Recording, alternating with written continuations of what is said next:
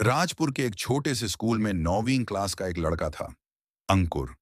वह पढ़ाई में ठीक ठाक था, लेकिन उसकी एक खास पहचान थी। वह हमेशा आखिरी बेंच पर बैठता था। शुरू शुरू में टीचर्स को लगता था कि वह पीछे बैठकर ध्यान नहीं देगा या शरारत करेगा, लेकिन अंकुर शरारती कम, सोचने समझने वाला ज्यादा था। एक दिन सुबह की प्रार्थना के बाद क्लास में गणित की टीचर मिसेस तिवारी आईं। उन्होंने बोर्ड पर एक बड़ा सा सवाल लिखा, अगर इस क्लास का हर बच्चा एक एक पेड़ लगाए तो एक साल में कितना ऑक्सीजन बढ़ सकता है। पूरी क्लास चुप, पर पीछे बैठा अंकुर चुपचाप अपनी कॉपी में कुछ लिख रहा था। तिवारी मैम ने पूछा, अंकुर, तुम बताओ, तुम तो पीछे हो, शायद ध्यान भी नहीं दोगे। अंकुर खड़ा हुआ, थोड़ा नर्वस, लेकिन बोला, मैम, मैंने एक प्लान बनाया है। अगर हर बच्चा सिर्फ पेड़ नहीं बल्कि अपना पेड़ अपनाए, मतलब पानी देना, देखभाल करना, सबका एक एक महीने का काम बांट दें, तो पेड़ मरेंगे भी नहीं। और अगर स्कूल में 400 बच्चे हैं तो 400 पेड़, और हर पेड़ से एक साल में लगभग 20 किलो ऑक्सीजन, मतलब 8,000 किलो। क्लास दंग। तिवारी मैम की आंखों में चमक आ गई। स्कूल प्रिंसिपल को जब पता चला, उन्होंने सारे बच्चों की मीटिंग बुलाकर कहा, हम इस प्रोजेक्ट को नाम देंगे ग्रीन फैमिली, और इस प्रोजेक्ट का लीडर होगा अंकुर।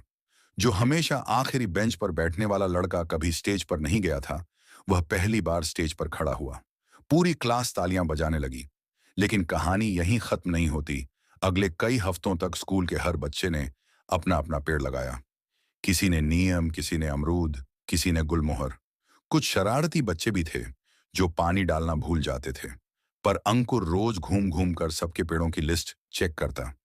एक दिन प्रिंसिपल ने अंकुर से पूछा, बेटा, तुम ऐसा क्यों कर रहे हो?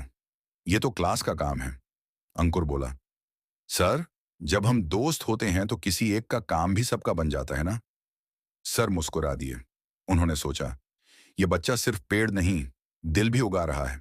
वार्षिक समारोह वाला दिन, 2 महीने बाद स्कूल का वार्षिक समारोह था। गेट पर ढेर सारे नए पौधे हवा में झूम रहे थे। स्कूल की दीवारें अब हरी भरी दिखती थीं।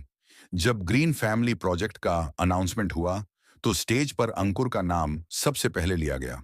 अंकुर के माता पिता भी दर्शक दीर्घा में बैठे थे, और उनकी आंखें गर्व से चमक रही थीं।